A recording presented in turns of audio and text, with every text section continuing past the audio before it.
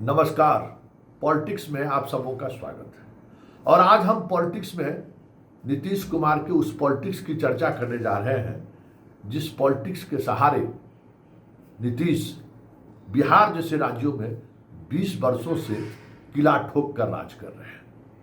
आखिर उनकी राजनीति क्या है? जरा सोचिए, क्या है उनकी राजनीति? जब आप गौर करिएगा उनकी राजनीति की, तो वो अपनी राजनीतिक शैली में जिसका भी वध किया है, पहले उसको बदनाम किया है, और इतना हद तक बदनाम किया है कि फिर कोई यह न कहे कि नीतीश जी को ऐसा नहीं करना चाहिए। इसके माहिर खिलाड़ी हैं, चाहे वो जॉर्ज फर्नांडिस हो, चाहे वो शरद यादव जी हो, चाहे वो आरसीपी हो, और अब हम बात संजय झा की करते हैं। संजय झा बलि चढ़ेंगे या संजय झा बलिदान देंगे? उनके पास अब सिर्फ यही दो ऑप्शन बचा है। या नीतीश किसी वक्त उनकी बलि चढ़ा देंगे, या नहीं तो संजय झा जैसे उनकी शैली रही है, बलिदान अपना देकर फिर दिल्ली वापस लौट जाएंगे। क्योंकि जिस तरीके से संजय झा की घेराबंदी हुई है और जिस स्तर पर संजय झा पर निशाना साधा गया है, ऐसा लग रहा है कि सब कुछ संजय झा ही कर रहे थे, और संजय झा ही जदयू को अर्श से फर्श पर पहुंचाने के लिए जिम्मेवार है। यही नीतीश की राजनीतिक शैली है। अपने हर गलती को, अपनी हर गुनाह को इस तरीके से बुनते हैं ना कि कोई उनको गुनाहगार साबित कर ही नहीं सकता है।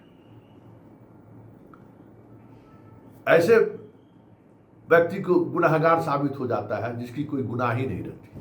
उसका सिर्फ गुनाह यही रहता है कि जो नीतीश चाहते हैं, जो नीतीश कहते हैं, और जो नीतीश की इच्छा होती है, उसी पर आगे वो बढ़ते रहते हैं।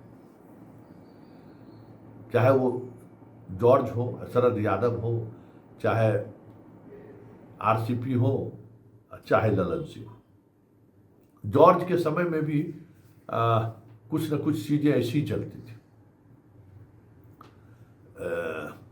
वो भी दौर कुछ ऐसा ही था। शरद यादव की स्थिति देख ही लिए, जॉर्ज का स्थिति देख ही लिए, आरसीपी की स्थिति भी देख ही रहे हैं। यही शैली है, और आज उस शैली को लेकर संजय झा ने बड़ी ही सहजता से, कह सकते हैं, या असहज भाव से ही सही, वो बातें कह डाला जो आज तक न जॉर्ज कह पाए थे, न शरद कह पाए थे, न आरसीपी कह पाए थे। क्योंकि इतना तो फर्क है इन तमाम नेताओं में। क्योंकि जॉर्ज तो नीतीश को खड़ा किए थे, खड़ा करने में नीतीश की भूमिका थी। शरद की यादव की खड़ा करने में नीतीश को मजबूती के साथ, नीतीश के साथ खड़े रहे और मजबूती प्रदान किया। इसलिए कभी उनको इस तरीके की सफाई देने की जरूरत नहीं पड़ी। वो घुट घुट कर चले गए, क्योंकि ये माहिर खिलाड़ी है राजनीति के। और लेकिन आरसीपी कह नहीं पाए। आरसीपी को भी इस बात की भनक नहीं लगी उनका टिकट कट जाएगा, उनको टिकट नीतीश नहीं देंगे। उन पर जो पब्लिक डोमेन में आरसीपी को लेकर नीतीश कुमार ने इमेज छोड़ा था, पब्लिक डोमेन, उसमें सिर्फ जदयू के अंदर ही नहीं, नालंदा में भी वो कुर्मियों के विलन बन गए। तो ये इनकी शैली रही है, करते सब यही है।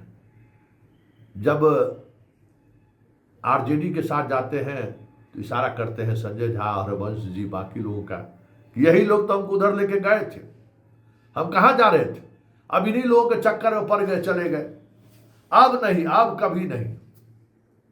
और जब उधर से इधर आना रहता है तब कहेंगे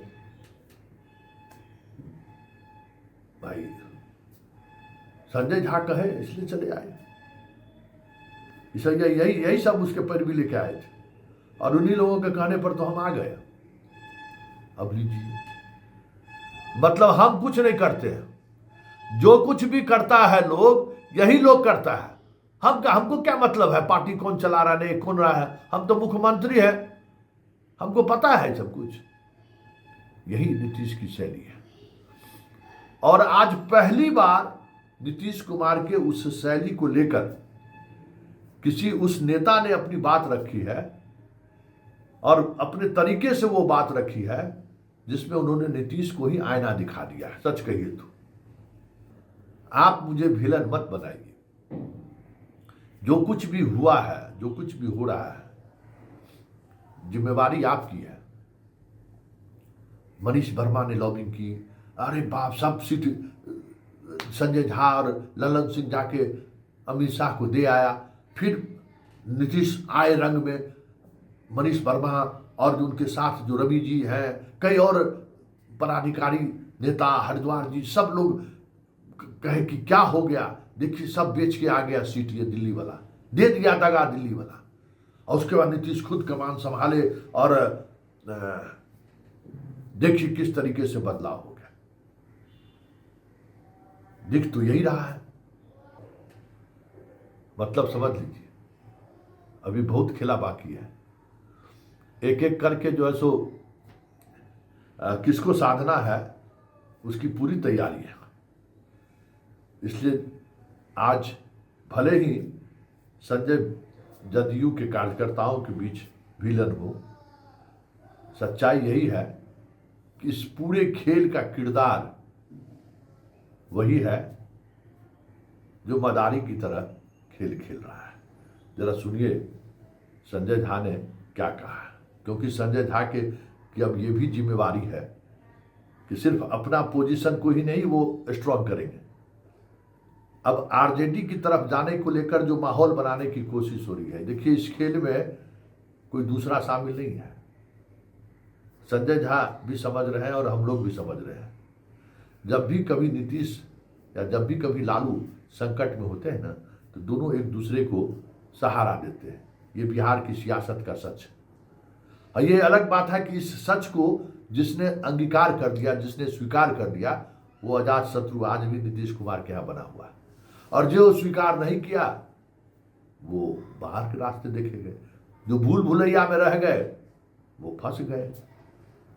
फंसने वाले की सूची लंबी है, और चाहे वो दिग्विजय सिंह हो, नरेंद्र सिंह हो, प्रभुनाथ सिंह हो, जितना सिंह सबको देख रहे हैं ना, वो सब वही लोग हैं, भूल भुलैया में रह गए और उस भूल भुलैया के शिकार हो गए। तो जरा चलते चलते सुनिए संजय झा कह क्या रहे हैं, और संजय झा के इस उवाज के बाद क्या जो संजय झा का जो इमेज मुख्यमंत्री मार्ग की तरफ से खड़े किए गए उससे बाहर निकल पाएंगे क्या, बड़ा सवाल है। वैसे मैं मानता हूं कि संजय झा में वो राजनीतिक शैली है, वो क्षमता है, उनकी पहचान जिस वजह से है, या मुख्यमंत्री आवास में जिस वजह से सम्मान है, जिस सम्मान को कमतर करने की पूरी कोशिश चल रही है, एक बात तय है कि एक जरूरत जो संजय झा हमेशा बना कर रखते हैं कि जब कभी भी पाले बदलने की बारी आती है, इस तरफ आना होता है, वहाँ तो गोतियारो है, वहाँ किसी की जरूरत नहीं है, वहाँ तो एक फोन पर बात बन जाती है।